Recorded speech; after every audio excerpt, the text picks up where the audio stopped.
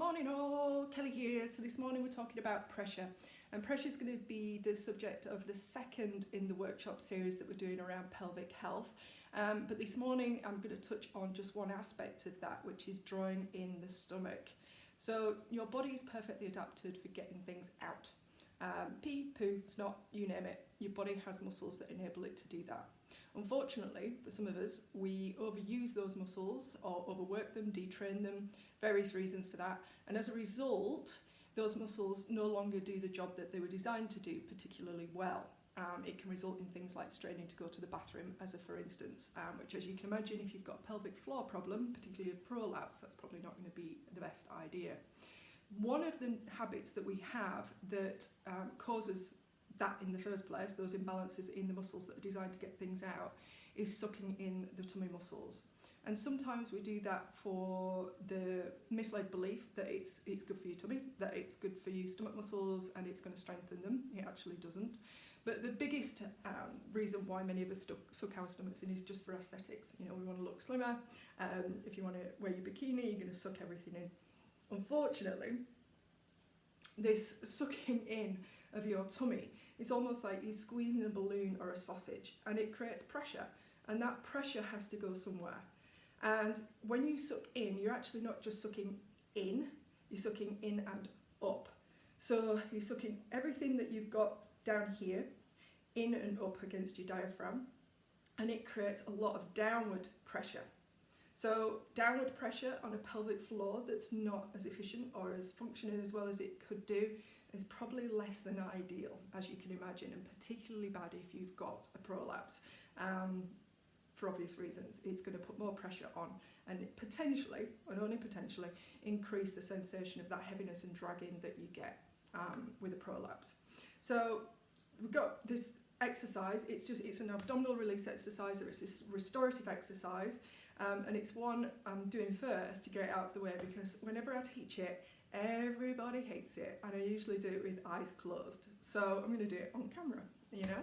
So if I was to say, let's have a look, I'm going to get in front of a mirror here, and I'm going to go, probably go sideways onto you actually. So I am a tummy sucker, or I was, I'm not anymore.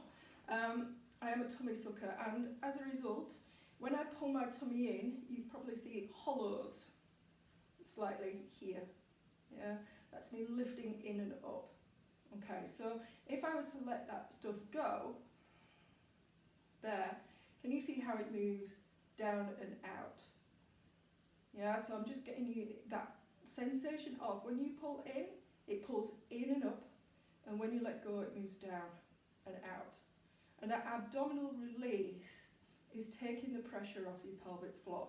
Okay, so the exercise is on all fours. It can be done in a chair. You can do this at any time. It's mainly about noticing if you are somebody who does constantly, or even at times, suck in the stomach, if it's a habit of yours, because quite a lot of what we do with pelvic floor work is trying to change people's habits, their lifestyle habits. There's no magic to it really. It's just quite a lot of the stuff that we do ourselves during the day make a big impact on the body. So your abdominal release exercise, I'm going to try and find a spot in front of the camera here.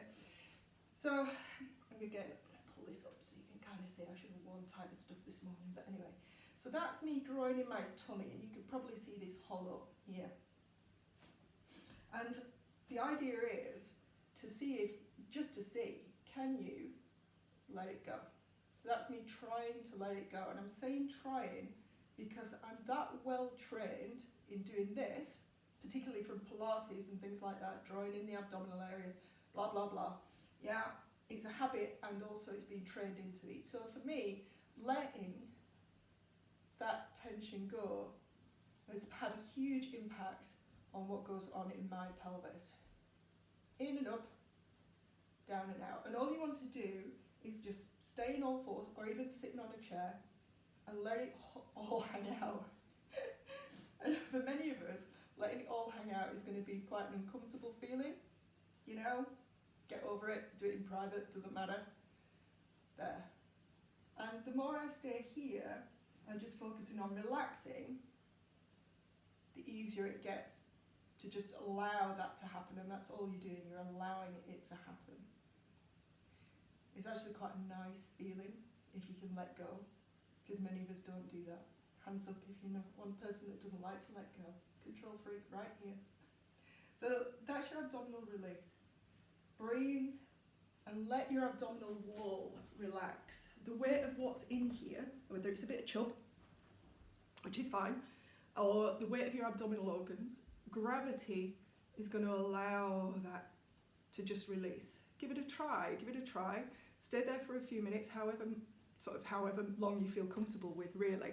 And then when you've finished, get up. So if it's easier to hold, easier to let go while you're standing, and just see if it feels any different.